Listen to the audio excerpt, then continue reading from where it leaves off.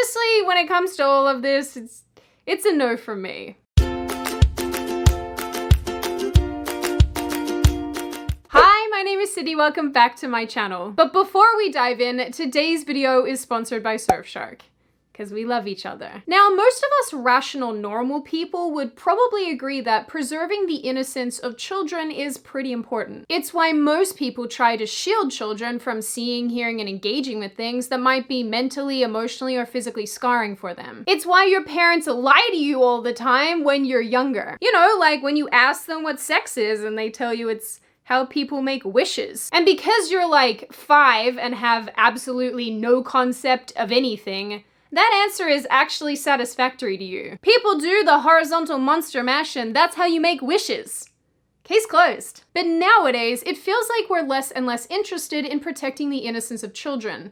And the things that were once considered too risque or inappropriate for kids and teenagers are now becoming normalized. I'm not even a parent, and I notice this in the way that kids dress these days and the clothing options that are available to them. Unless, of course, you include having dogs as being a parent, in which case I'm a proud mother of 3. We see even more of this in articles about buying your child a vibrator or teaching them about anal sex. It's too hot in here and I hate this planet. TV and pop culture is also littered with sexually explicit music, television shows, and role model figures. And just to be clear here, I'm no prude. I'm not saying that you should be keeping your children locked up under the stairs, all Harry Potter style, and never letting them see, access, or be exposed to anything. I'm simply saying that maybe the things that they are being exposed to aren't so great for them. I have a bad feeling about this. Where parents once had to worry about the dangers of the internet, from cyberbullying to online predators to porn, there are now a host of overtly sexual ideas and concepts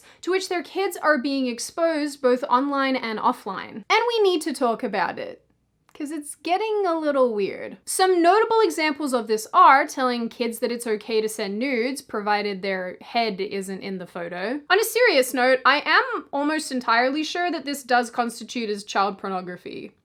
So, Or introducing radical graphic sexual education classes in schools, starting with the tiny humans in kindergarten. Let's be real here for a second. If you have to draw a gingerbread person or a unicorn in order to make these concepts more child-friendly, that's probably a great indication that they are in fact not child-friendly. But this child over-sexualization is happening all over. But nothing seems to get more criticism than drag queen story time. And yes, it's as awful as it sounds. Drag queen story time started in 2015 in San Francisco, but events are now held worldwide in countries like Australia, England, Canada, and I read even Japan. And the idea is pretty simple.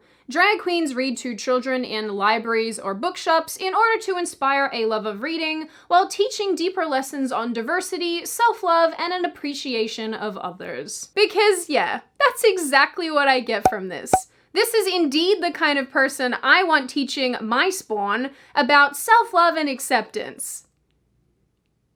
Nothing remotely traumatic about that. Now, a drag queen story time might fly with your 15 or 16-year-old, but a lot of these events are being geared towards young children, with some of them being hosted for children under the age of 5. Which, for many parents, raises a lot of red flags, because why would any small child need to learn about gender and inclusivity from adult performers? What the f*** are you doing? So beyond the obvious criticisms, drag queen storytime has come under fire for a multitude of other reasons. For example, over the last number of years, several of these drag queens who performed at these events have been found out to be sex offenders. In one case, the Houston Public Library says they mistakenly allowed a convicted sex offender to read books to small children because they failed to conduct a background check.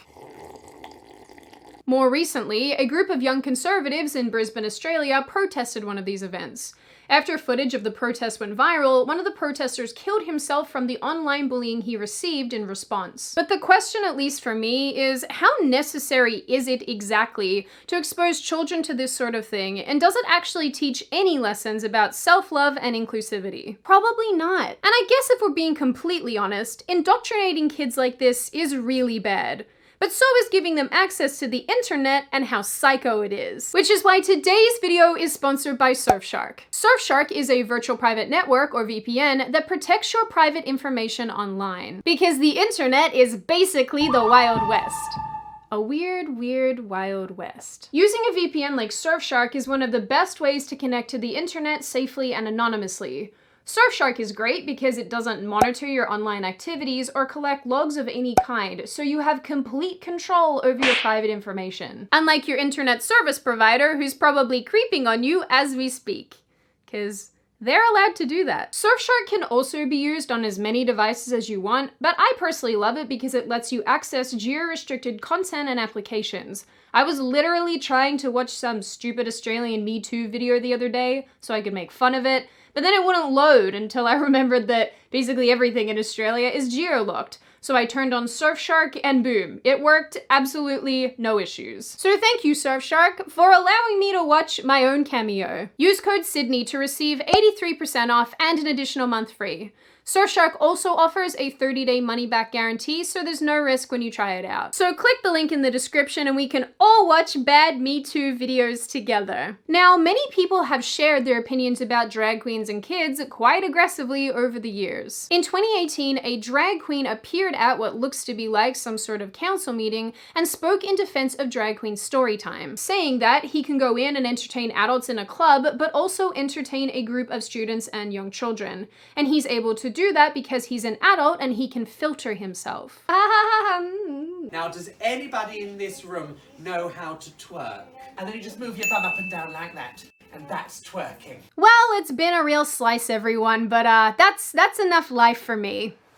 On the other hand, another video was made quite recently by yet another American drag queen who addressed how inappropriate drag is for children. I have absolutely no idea why you would want that to influence your child. Would you want a stripper or a porn star to influence your child? It makes no sense at all. A drag queen performs in a nightclub for adults.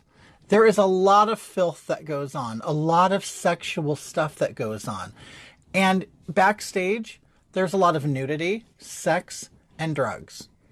Okay? So I don't think that this is an avenue you would want your child to explore. He followed up his comments in a tweet saying, "When I was 12, I joined Little League for my dad. I hated baseball. I wanted his attention and approval. It worked for a minute. Children want the love and approval of their parents. I wonder how much of the gender epidemic is a similar situation." The weird fact is, kids doing drag appears to be more and more common. At least on the surface. It first started off with kids like Desmond is Amazing and Queen Lactatia, who we know from such videos as posing with a naked adult and dancing in a nightclub in front of adult men who are throwing money at me. But now it appears we see it on television. There are now drag shows exclusively for children and even cartoons about baby drag queens. Although I'm not really sure who these are directed at.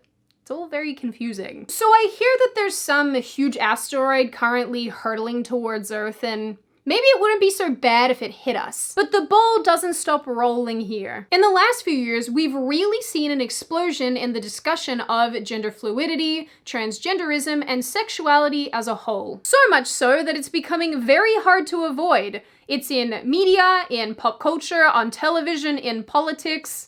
It's everywhere. And while I personally don't have an issue with adults or even older teenagers exploring this kind of thing on their own, provided it doesn't affect me, nobody seems particularly concerned about the impact all of this might be having on younger children. Take this kids show, for example. I'm Blue.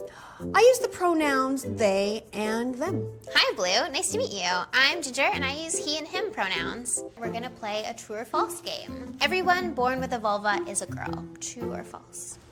Or identifies as a girl. Well, not everybody is sure, and that makes sense. But our genitals actually don't determine our gender, so some people born with vulvas can be boys. Same little dude. Same. The days of Peppa Pig, Power Rangers, and Animorphs, haha, I'm so old, are long gone, my friends.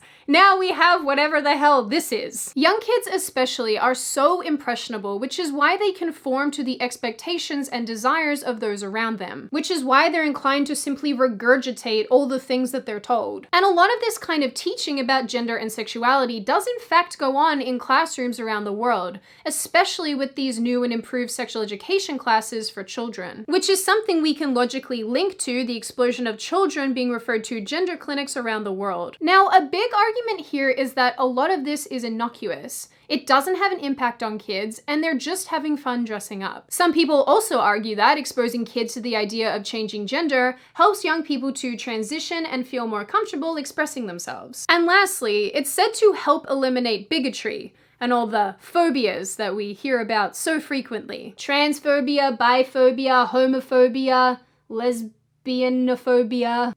That's still homophobia. Asexual phobia, pansexual phobia, feminism phobia, drag queenophobia. Now you're just making things up. But the super-sexualization of children has been long documented, and many of its ramifications are not positive. Kids are being exposed to sexual matters that were previously only in the purview of adults, and the greater the exposure, the greater the consequences can be.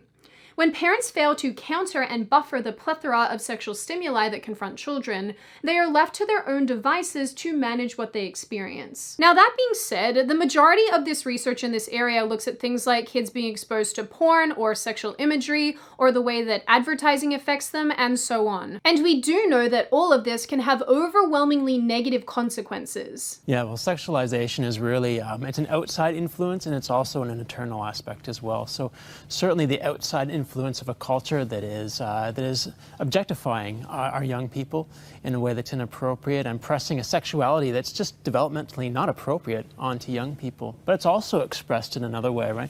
It's expressed in a way where a young person might try to find identity or meaning in a certain behavior, a sexual behavior that just isn't right, it isn't developmentally correct as well.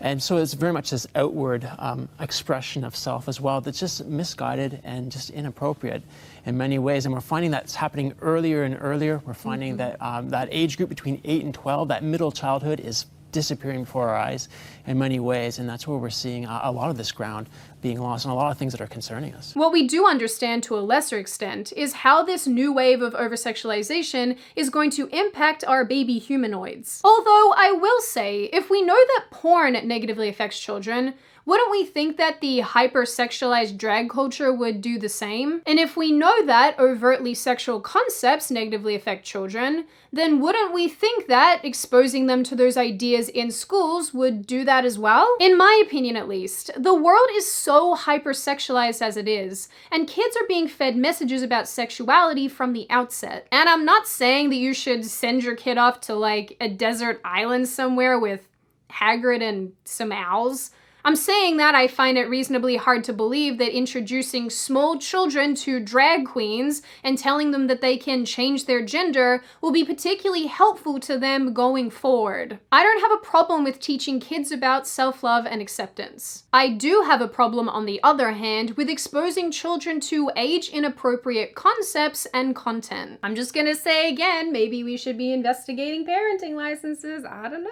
So at the end of the day, I'm of the opinion that things are getting out of hand, and that not enough is being done to protect the shrinking window of innocence that children have. Now, before I open the floor to you, this is just a reminder that you can download Surfshark VPN using the link in the description.